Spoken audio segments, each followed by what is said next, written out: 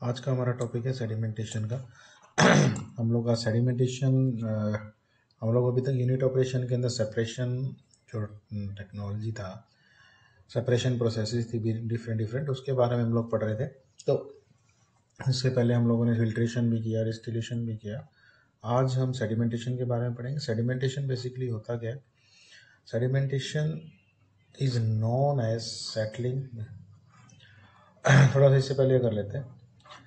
Sedimentation और clarification is the process of settling, ये letting नहीं है, settling suspended material settle by gravity. मतलब settling of suspended material, soluble material नहीं, soluble का मतलब मिले हुए उनके अंदर नहीं, सस्पेंडेड मटेरियल जो इनसॉल्युबल मटेरियल्स हैं उन मटेरियल को वो ग्रेविटी के हिसाब से सेटल डाउन हो जाना मटेरियल का, उस प्रोसेस को हम लोग सेडिमेंटेशन बोलते हैं। जिस तरह की आपके गिलास के अंदर आप लोग कंटिन्यू में रेत मिला रहे हो और जब आप उस पानी को छोड़ देते हो थोड़ी देर तक, तो थोड़ी देर बाद क्या है कि जो पार्टिकल्स हैं नीचे सेटल डाउन होना शुरू हो जाते हैं। इस प्रोसेस को हम बोलते हैं सेडिमेंटेशन। सस्पेंडेड मटेरियल्स में भी पार्टिकल्स सच एज क्ले हो सकती है, कचरा वगैरह हो सकता है, सिल्ट हो सकती है, स्लिट्स हो सकती हैं। उसके अलावा जैसे कि हम लोग ऑर्गेनिक मटेरियल है, इनऑर्गेनिक मटेरियल है, कोई भी वो मटेरियल उसके अंदर हो सकते हैं जो वाटर के अंदर अवेलेबल हैं। और suspended material is floc is typically created by from, जैसे कुछ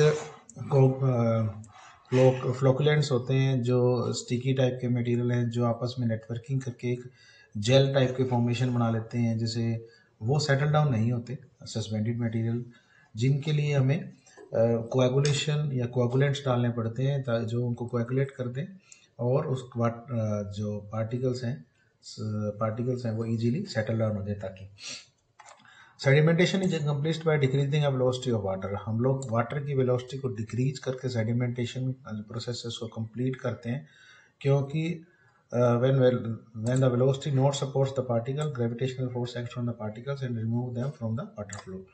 जब वेलोसिटी सपोर्ट नहीं करती पार्टिकल्स को, जिस वेलोसिटी मतलब वेलोसिटी, हम लोग अगर पानी को तेज तेज घुमाते रहेंगे तो वेलोसिटी के कारण ग्रेविटेशनल फोर्स एक्ट नहीं कर पाएगी पार्टिकल्स पे।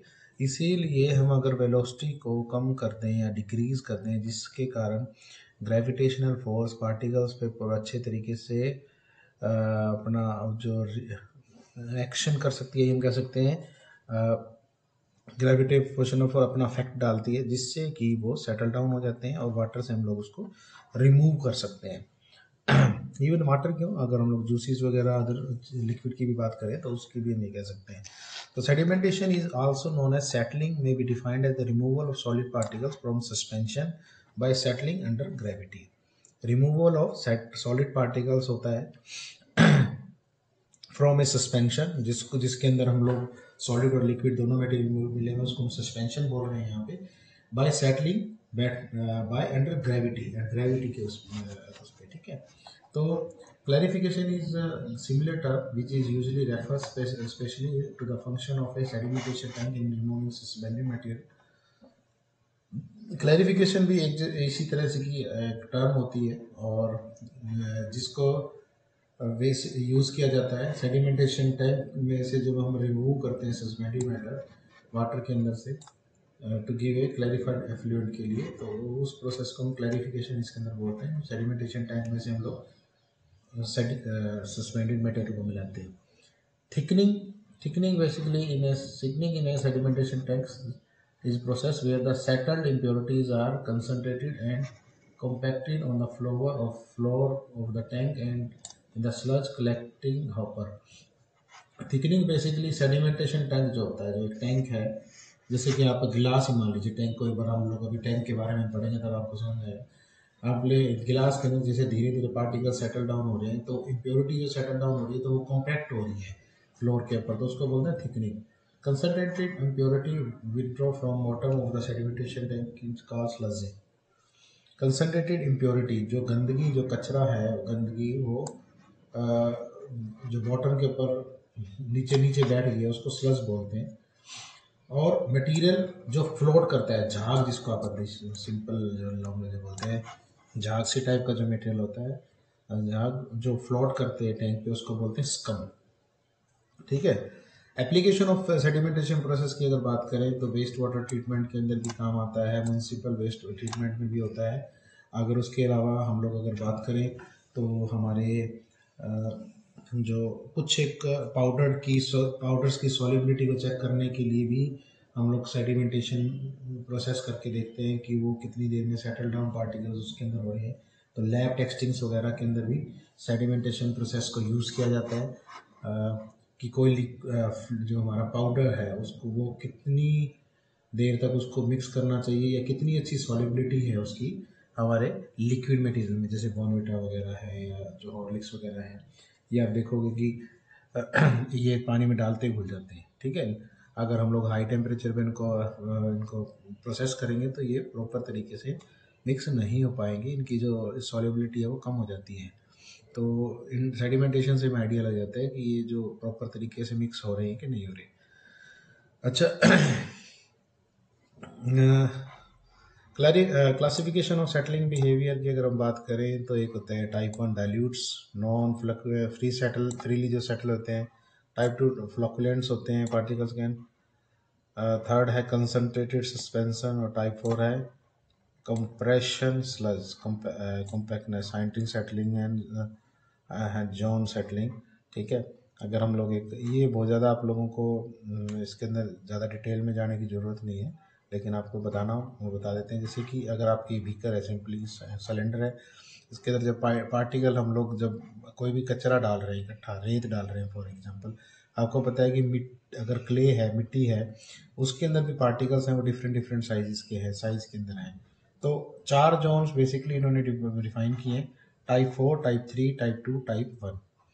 ठीक है, तो इसको अगर हम लोग पेंट के अंदर खोल के देखिए पार्टिकल किस तरह का है, उसकी शेप क्या है, वो भी एक इम्पॉर्टेंट रोल प्ले करता है सेटलिंग बिहेवियर को चेक करने के लिए। तो आपके पार्टिकल की शेप बहुत ज़्यादा मैटर करती है आपके पार्ट की सेटलिंग के अंदर। ठीक है, तो आप लोग जब भी हम लोग अगर जब भी बात करते हैं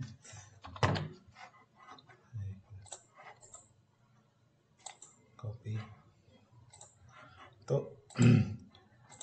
हर पार्टिकल का एक अपना सेटलिंग बिहेवियर होता है।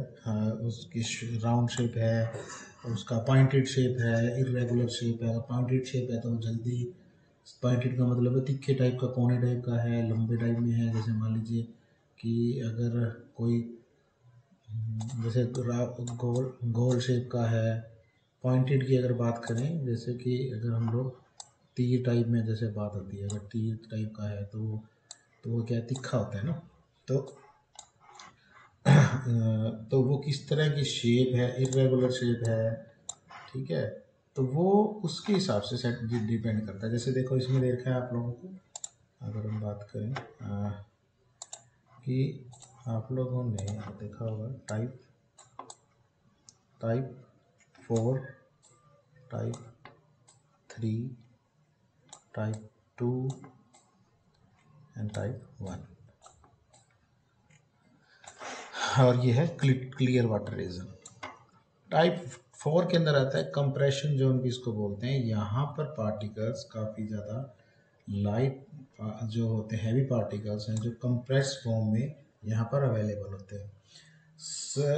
थर्ड है हाइंडर्ड जोन, जिसके अंदर सेटलिंग रीजन भी जिसको बोलते हैं, टाइप 3 यहाँ पर होता है। इसके अंदर थोड़े लाइट पार्टिकल अवेलेबल होते हैं।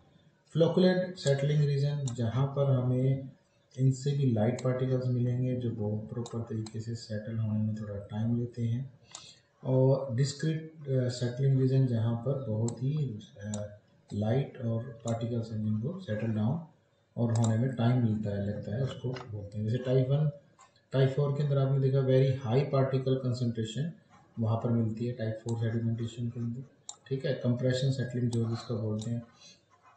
टाइप 3 क्या है, जिसको टाइप 3 जोन जिसके अंदर हाइंडर्ड सेटलिंग होती है, मोस्ट कॉमन इनकाउंटेड फॉर्म, जहाँ पर क्या कहते हैं, as particle in a suspension is increase in point reach where particles are so close together that they no longer center यहाँ पर जो पार्टिकल्स हैं so close together that they no longer settle independently on of one another, एक दूसरे के साथ no longer settle independently of one another, ये मतलब पार्टिकल्स हैं ये इंडिपेंडेंटली सेटल नहीं हो पाते। उसके अलावा इसके अंदर है floating during sedimentation because their size constantly changes. Sedimentation 2 में बेसिकली अगर हम बात करें टाइप 2 के अंदर, तो यहाँ पर जो साइजेस वगैरह है, क्योंकि आपने देखा होगा पार्टिकल कई बार हम जब लिक्विड में डालते हैं, अगर पानी की बात करें तो आपने देखा होगा धीरे धीरे पार्टिकल्स है उनका साइज है छोटा होता रहता है, तो इस तरह के मेल्ट होने शुरू हो जाते हैं। तो इस तरह के जो पार्टिकल्स हैं या फ्लोकुलेंट्स हैं, ठीक है, इस तरह के जो पार्टिकल्स हैं वो टाइप 2 लेवल पे सेटल डाउन होते हैं। तो ये अलग अलग रीज़न है इनके। अच्छा, अगर हम फैक्टर्स की बात करें, कौन कौन से फैक्टर्स हैं जो सेडिमेंटेशन को अफेक्ट करते हैं, तो सबसे इंपॉर्टेंट सबसे पहले क्या आता है, particle size and shape. Particle size and shape का मतलब है अगर वो पार्टिकल है वो राउंड शेप में है, will settle much more rapidly than particle. देखिए अगर मान लीजिए आपका जो पार्टिकल है अगर वो राउंड शेप में है या फिर ऐसे इरेगुलर शेप में है, तो कौन सा सेटल डाउन होगा, ये राउंड शेप वाला, ठीक है।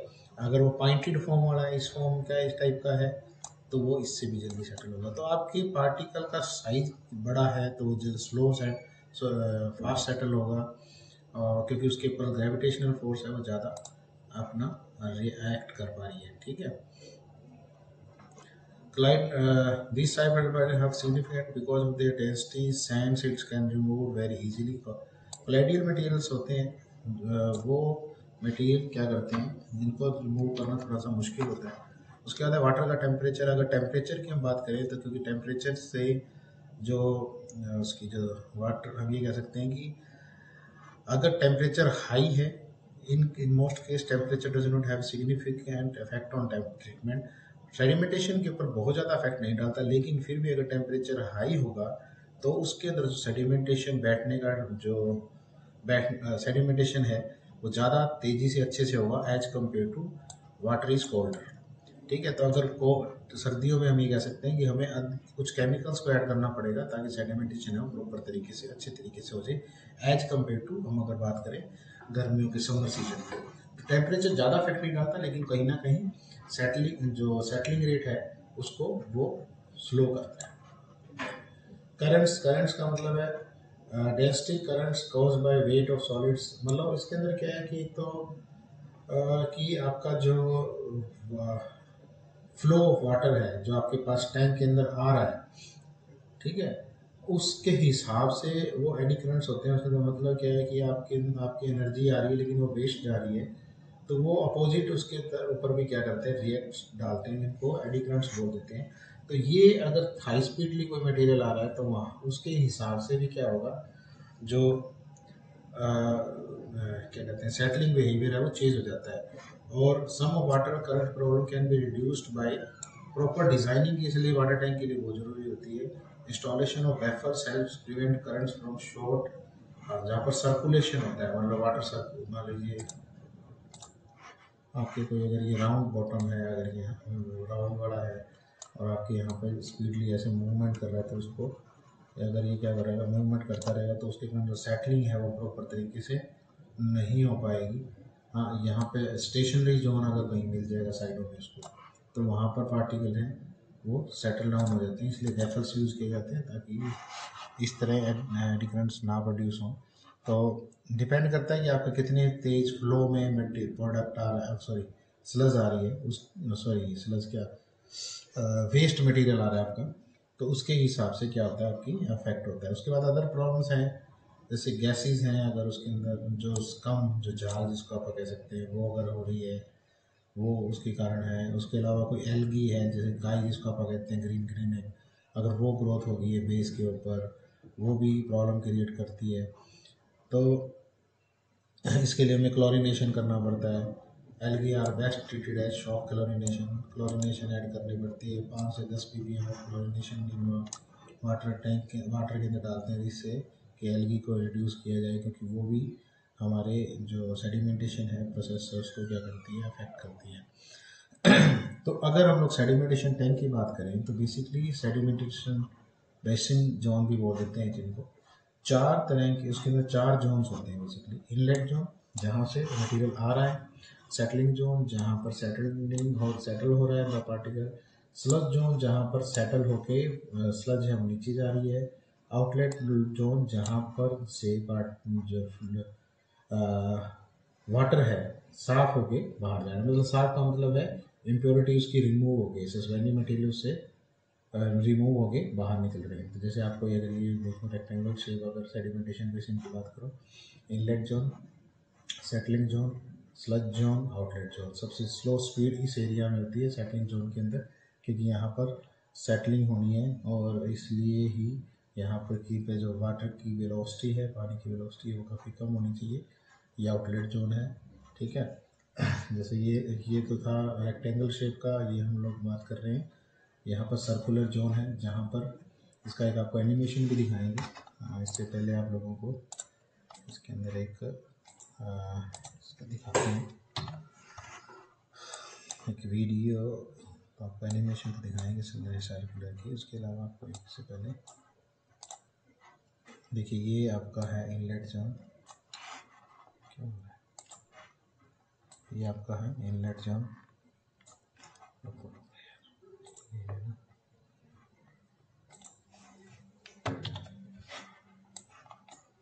आपके अगर आप बात करें, हाँ देखिए ये चीज़ जो होती है, इसको येलो ले लेते हैं हम, ये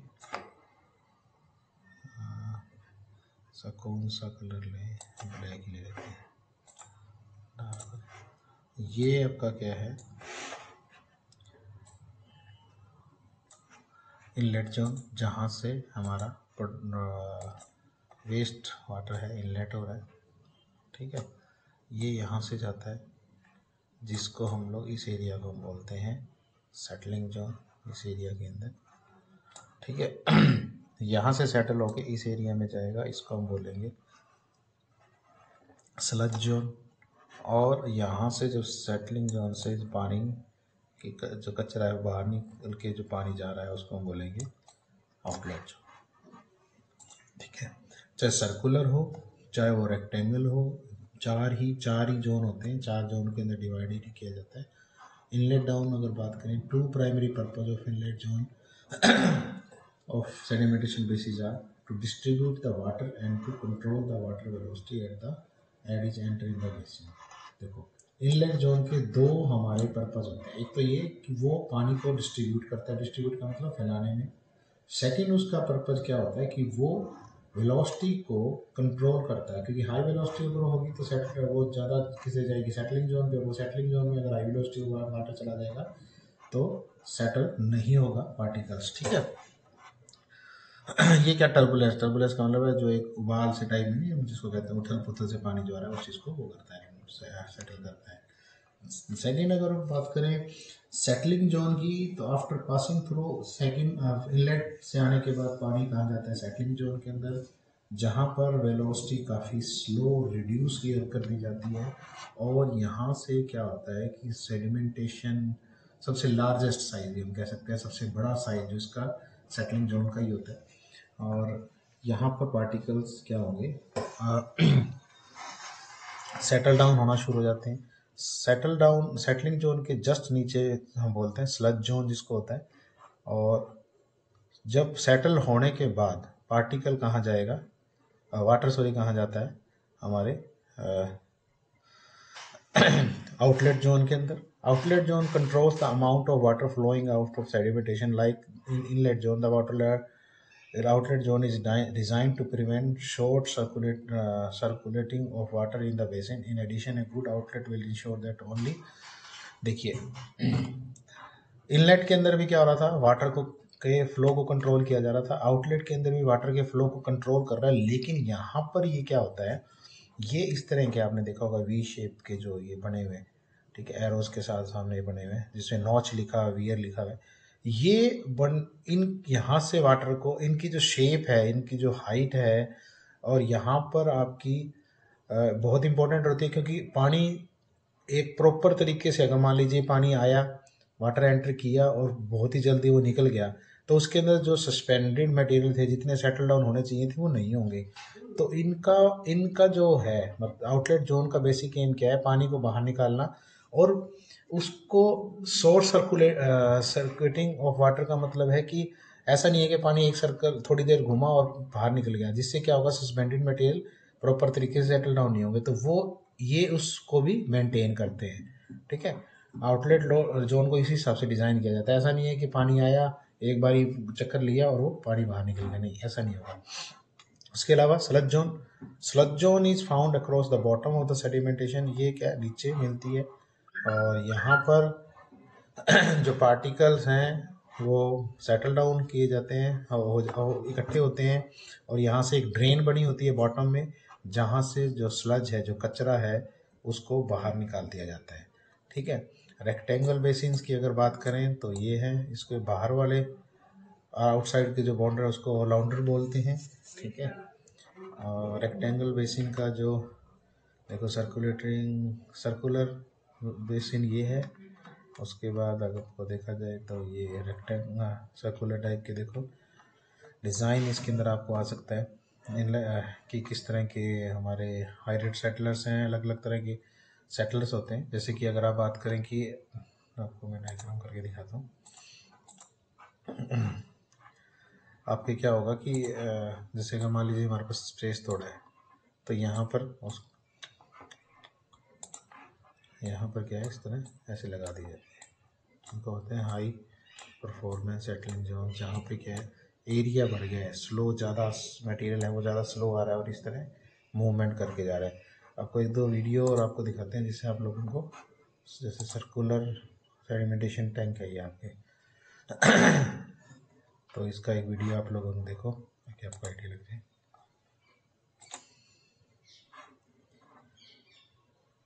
देखो, यहाँ से एंटर करता है पानी, ये स्लज है, कचरा बाहर निकल रहा है इस साइड से, सर्कुलर है ये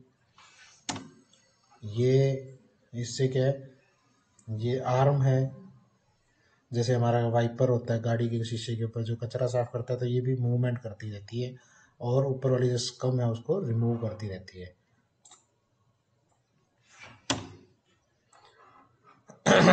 और ये वाटर है बाहर निकल रहा है, देखो ये आर्म घूम रही है, और ये देखो इसका एक बेनिफिट और ये भी है, देखो ये वाइपर की तरह यहाँ पे काम कर रहा है, ये सारा जो कचरा नीचे सेटल डाउन हो रहा है ये स्लज जोन से बाहर निकाल रही है।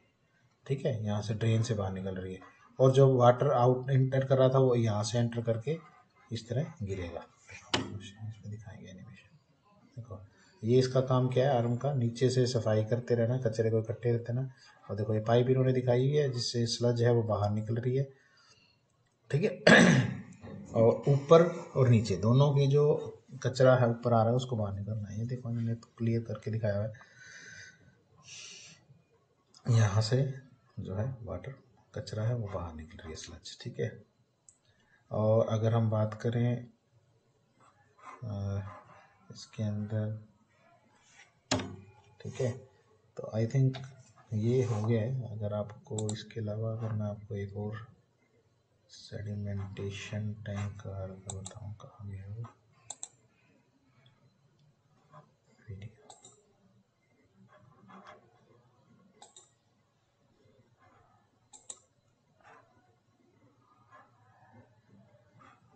रैपिड सैंड फिल्टर कहाँ गया सेडिमेंटेशन टैंक, इसको देखो अभी प्रोसेस होता है दोस्तों। उसमें हम लोग बेसिकली क्या करते हैं, हमारा जो गंदा पानी होता है उसे हम लोग एक टैंक में भर के रखते हैं, जिसके कारण हमारा जो पानी है वो पूरी तरह से रेस्ट पोजीशन में आ जाता है, जिसकी वजह से हमारे वाटर में मौजूद सभी सस्पेंडेड पार्टिकल्स धीरे धीरे ग्रेविटी के इन्फ्लुएंस में आकर के नीचे जाके सेटल डाउन हो जाते हैं और हमारा जो पानी होता है वो साफ सुथरा बन जाता है। अब दोस्तों जो हमारे वाटर ट्रीटमेंट प्लांट्स होते हैं वहाँ पर काफी ज्यादा लार्ज स्केल में हमारा वाटर प्योरीफाई होता है, इसलिए वहाँ पर स्पेसिफिकली सेडिमेंटेशन को परफॉर्म करने के लिए काफी बड़े बड़े साइज के टैंक्स को कंस्ट्रक्ट किया जाता है, जिसे हम लोग सेडिमेंटेशन टैंक बोलते हैं, और आमतौर पर इन्हें वाटर क्लियरिफायर्स भी बोला जाता है। अब दोस्तों जो हमारे क्लियरिफायर्स होते हैं उनका डिजाइन कुछ इस तरह का होता है। यहाँ पर जो वेस्ट वाटर हमारा एंटर करता है दोस्तों, उसे हम लोग MLSS बोलते हैं, यानी कि मिक्स्ड लिकर सस्पेंडेड सॉलिड्स, जो कि हमारे क्लेरिफायर्स में नीचे से एंटर करता है।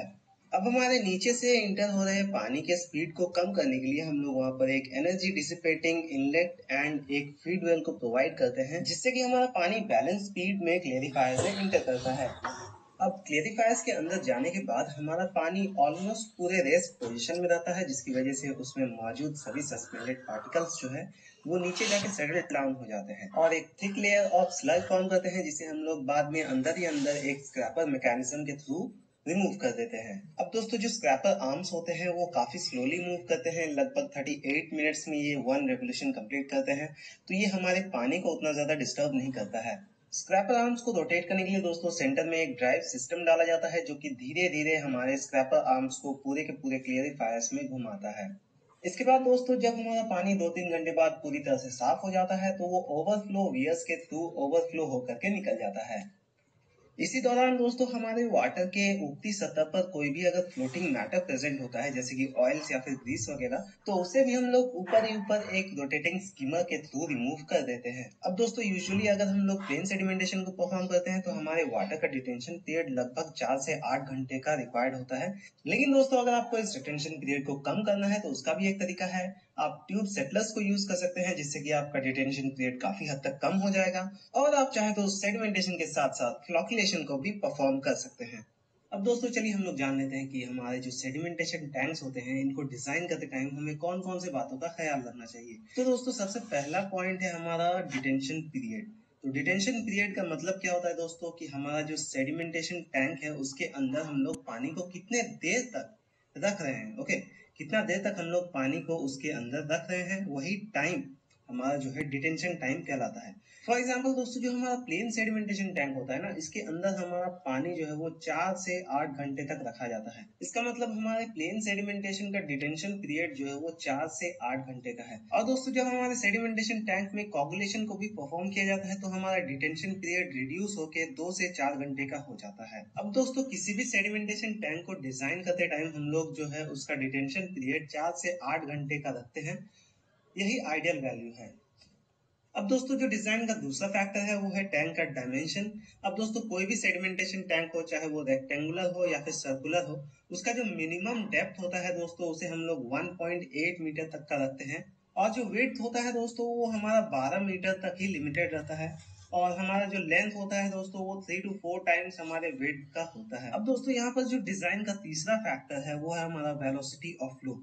अब दोस्तों जैसा कि आप लोग जानते हैं हमारा जो सेडिमेंटेशन टैंक होता है उसमें हमारा पानी ऊपर ही ऊपर फ्लो करता है, तो जो वेलोसिटी है दोस्तों हमारे फ्लो का वो हमारा 300 mm पर मिनट से ज्यादा नहीं होना चाहिए और मोस्ट ऑफ टाइम तो दोस्तों इसका वैल्यू हमेशा। तो दोस्तों यही 3 फैक्टर्स थे हमारे सेडिमेंटेशन टैंक को डिजाइन करने का। सबसे पहला था हमारा डिजाइन ऑफ डिटेंशन पीरियड, दूसरा था हमारा टैंक डायमेंशंस, तीसरा था हमारा दोस्तों वेलोसिटी ऑफ फ्लो।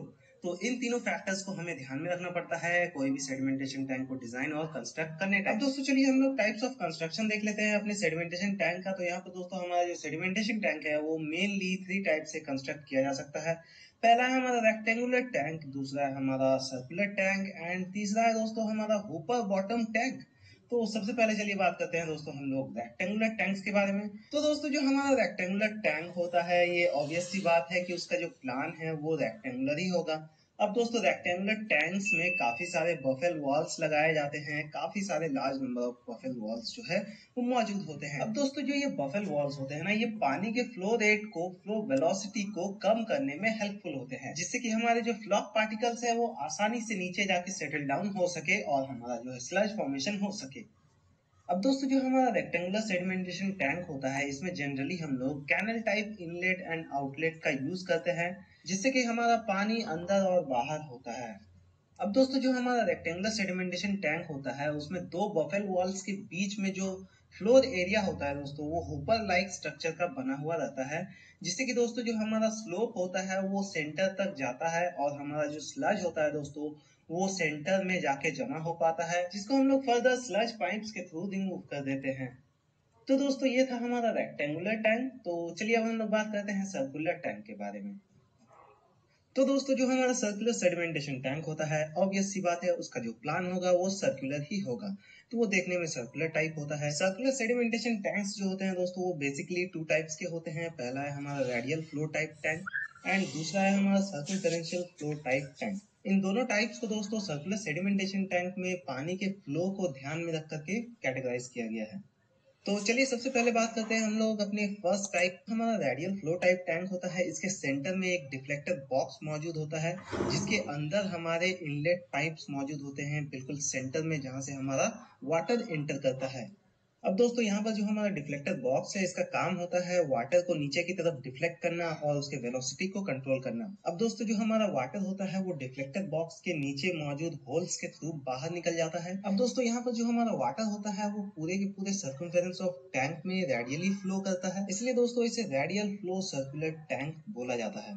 अब दोस्तों इस टैंक के अंदर मौजूद स्लजेस को रिमूव करने के लिए हम लोग इसके अंदर स्क्रैपर आर्म्स लगाते हैं जो कि 4.5 मीटर पर आवर के स्पीड से रिवॉल्व करता है हमारे सर्कुलर टैंक के अंदर। तो दोस्तों ये था हमारा रेडियल फ्लो टाइप टैंक। तो चलिए अब हम लोग बात करते हैं अपने सर्कमफेरेंशियल फ्लो टाइप टैंक के बारे में। अब दोस्तों जो हमारा सर्कमफेरेंशियल फ्लो टाइप टैंक है ना, इसमें हमारा मेन डिफरेंस ये है कि हमारा यहाँ पर जो इनलेट होता है ना पानी का, वो हमारा सेंटर में नहीं होता, वो हमारा साइड में होता है, जैसा कि आप इस डायग्राम में देख सकते हैं। और यही कारण है जिसकी वजह से हमारा पानी जो है इस टैंक में सर्कमफेरेंशियली फ्लो करता है। और दोस्तों यहाँ पर एक रोटेटिंग आर्म भी मौजूद होता है जिसका काम होता है पानी को एक कंट्रोल वेलोसिटी में पूरे के पूरे सर्कमफेरेंस ऑफ टैंक में फ्लो करवाना। अब दोस्तों यहाँ पर जो हमारा स्लज होता है वो स्लज आउटलेट के थ्रू रिमूव हो जाता है और जो हमारा क्लीन वाटर होता है दोस्तों वो हमारे सेडिमेंटेशन टैंक के ऊपर मौजूद एक स्मॉल वियर टाइप आउटलेट के थ्रू निकल जाता है, जैसा कि आप इस फिगर में देख सकते हैं। अब हम लोग चलिए बात करते हैं अपने नेक्स्ट टाइप ऑफ टैंक के बारे में जो कि है हमारा हुपर बॉटम टैंक। तो चलिए देखते हैं दोस्तों कि हमारा जो हुपर बॉटम टैंक है वो देखने में किस तरह का होता है। तो दोस्तों यहाँ पर आप हुपर बॉटम टैंक का डायग्राम देख सकते हैं। ये जो है हुपर लाइक स्ट्रक्चर का होता है। यहाँ पर दोस्तों पानी को अंदर ले जाने के लिए हम लोग कोई भी स्पेसिफिक इनलेट नहीं प्रोवाइड करते हैं। यहाँ पर बेसिकली हम लोग जो है इनलेट पाइप्स को यूज करते हैं, जैसा कि आप इस फिगर में देख सकते हैं। इस तरह से इनलेट पाइप होता है दोस्तों जिसे हम लोग यूज करके हमारा जो पानी होता है वो टैंक के अंदर जो है पहुंचा देते हैं। और यहाँ पर दोस्तों जो हमारा पानी का फ्लो होता है वो वर्टिकली अपवर्ड्स या फिर डाउनवर्ड्स की तरफ होता है। यहाँ पर दोस्तों स्लजेस को रिमूव करने के लिए स्पेसिफिकली हम लोग कोई भी स्क्रैपर आर्म्स वगैरह यूज नहीं करते, बल्कि यहाँ पर एक सिंपल पाइप जो है वो डाला जाता है। यहाँ पर सिंपली हम लोग जो है स्लज के बॉटम में इस पाइप को डाल देते हैं और हम लोग जो है वाली चीज है नहीं, पाइप जो है हम लोग यूज करते तो हैं पानी ये को आप लोगों डालने ने के लिए देखा भी कि और स्लजेस डिफरेंट को रिमूव डिफरेंट टाइप करने ऑफ के लिए भी। सेडिमेंटेशन अब टैंक के दोस्तों बारे जो में आप हमारा लोगों ने साथ पढ़ा। टैंक के बारे में पढ़ लिया आप लोगों ने। डिफरेंट टैंक है जैसे सर्कुलर के अंदर ये जो प्रैक्टिकली जो हमें दिखाई दे रहा है उस तरह का वो टैंक होता है। उसके अलावा एक छोटा सा वीडियो और आप लोगों को दिखाते हैं, इसके बाद हमारा जो सेडिमेंटेशन का जो टॉपिक है वो कंप्लीट हो जाएगा। Water treatment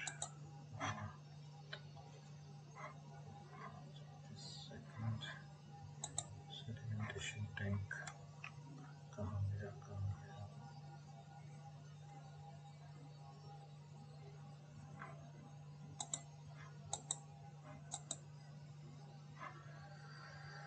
Once proper flock has formed ये देखिए ये एक through sedimentation or clarification. This process takes place in a rectangular, square, ये or rectangular round tank shape के called है। a sedimentation basin or clarifier. It should be noted that direct filtration plants do not include a sedimentation or clarification unit process. Solid particles are kept in suspension in water as long as it flows with sufficient velocity and turbulence. Sedimentation removes flock by sedimentation and coagulation के बारे में जानेंगे। ये इस step आपकी पहली process है। Sessional action के जरिए सेडिमेंटेशन टैंक के बॉटम में सेटल हो जाते हैं। कोएगुलेशन या फ्लोकुलेशन, असल में कोएगुलेशन क्या चीज़ वर्ड आ रहा है यहाँ पे। कई बार जो जैसे हम लोगों ने देखा ग्रीसी टाइप मटेरियल होते हैं वो स्टिक हो जाते हैं आपस में और वो नीचे सेटल डाउन नहीं होते। तो उनके लिए हमें क्या करना पड़ता है कि हमें ऐसे पार्टिकल्स ऐसे केमिकल्स हम लोग यूज़ करते हैं जो उनको इकट्ठा कर दें, कलेक्ट कर दें, जिससे कि वो पार्टिकल क्या होते हैं आप आपस में मतलब एक कॉम्पैक्ट मास की फॉर्म में हो जाते हैं, इकट्ठे हो जाते हैं। जैसे दूध हमारा फट जाता है ना, दूध फटने के बाद हमने देखा होगा कि छोटे छोटे पार्टिकल्स से साइड में वो बन जाते हैं। तो ऐसे जो पार्टिकल्स होते हैं ना वो उसके अंदर कन्वर्ट कर देते हैं और वो बाद में धीरे धीरे इजीली सेटल डाउन हो जाते हैं। तो हमारे केमिकल्स हमें कौन से यूज़ करने हैं, कब यूज़ करने हैं, ये भी बड़ा इंपॉर्टेंट रोल हो जाता है। तो एक छोटा सा वीडियो और इसके अंदर आप लोगों का है, आप लोग मैं बोल मतलब वीडियो आप देखो। और अगर आप लोगों को जैसे ये दिखा रहे हैं कि वाटर टैंक है, पार्टिकल्स इसके अंदर हैं, और मेरे ख्याल से इसके बाद आप लोगों को चीज़ें क्लियर हो जाएंगी। पार्टिकल्स के ऊपर जब ग्रेविटी अटैक करते हैं, ग्रेविटेशनल फोर्स अटैक करता है, तो पार्टिकल सेटल डाउन हो जाते हैं। इसके अपोजिट में एक ड्रैग फोर्सेस लगती हैं पार्टिकल्स के ऊपर। वो ड्रैग फोर्सेस कौन सी होती हैं? जो उसको ऊपर की तरफ खींचती हैं, जैसे टर्बुलेंस है, उसके अलावा उसके अंदर अदर पार्टिकल्स हैं जो उसके साथ या चिपक गए हैं, या फिर स्लज है जो अकम्युलेट हो जाती है, वो उसको ऊपर की तरफ खींचती है। अगर ड्रैग फोर्स ग्रेविटेशनल फोर्स से ज़्यादा है तो पार्टिकल सेटल डाउन नहीं होगा। ग्रेविटेशनल फोर्स अगर ज़्यादा है ड्रैग फोर्स से, तो वो पार्टिकल को नीचे गिरा देगी, नीचे सेटल डाउन कर लेगी। और ये सेट पार्टिकल का नीचे से ऊपर से नीचे आना उसको क्या बोलते हैं? Settling distance. और कितने टाइम पे आती है? सेटलिंग डिस्टेंस अपॉन टाइम को क्या बोलते हैं? सेटलिंग वेलोसिटी बोलते हैं। ठीक है। पार्टिकल्स आप लोगों को भी बताया था उस लेक्चर में कि राउंड शेप है, इरेगुलर शेप है, या फिर जैसे फ्लैट है और पॉइंटेड है। ठीक है। तो वो किस तरह का पार्टिकल है उसके हिसाब से सेटलिंग होती है। ठीक है। और अभी जैसे ग्राफिकल जो है इसमें इन्होंने रिप्रेजेंटेशन की हुई है कि आप लोग, अच्छा एक होता है जो आपको मैं एक्सपेरिमेंट की बात कर रहा था, इमोफ कॉन एक्सपेरिमेंट, जहाँ पर हम लोग पता करते हैं कि पार्टिकल है कितना। वो इसमें जैसे हम लोगों ने क्या किया, ये कौन है, यहाँ पर इसके ये स्केल बना होता है, विंग स्केल बना होता है। जब इसमें मटेरियल डालेंगे तो आप देखो धीरे धीरे पार्टिकल है वो कितनी देर में सेटल हुए हैं, देखो। और ये डार्क हो गया ना, तो कितने टाइम में यहाँ पर सेटलिंग हुई है उस टाइम को नोट कर लिया जाता है। उसके हिसाब से कैलकुलेशन करके हम लोग ये कैलकुलेट करके दें कि एक वो जो अगर हम लोगों ने किसी चीज़ को मिक्स किया है पाउडर को, तो वो कितनी देर में सेटल डाउन हो रहा है, और उसके हिसाब से उसकी सॉल्युबिलिटी का आइडिया लगाया जाता है। ठीक है। और ये जो ग्राफ है उसको बनाया जाता है ये इमोफ कॉन एक्सपेरिमेंट जिसको बोलते हैं। ये फूड इंडस्ट्री में भी, काफ़ी अदर इंडस्ट्रीज़ के अंदर भी इसको, जहाँ पर भी खासकर पाउडर फॉर्म, सॉल्युबल पाउडर अगर हम बात करें तो अगर बनाए जाते हैं तो वहाँ पर इनको चेक किया जाता है।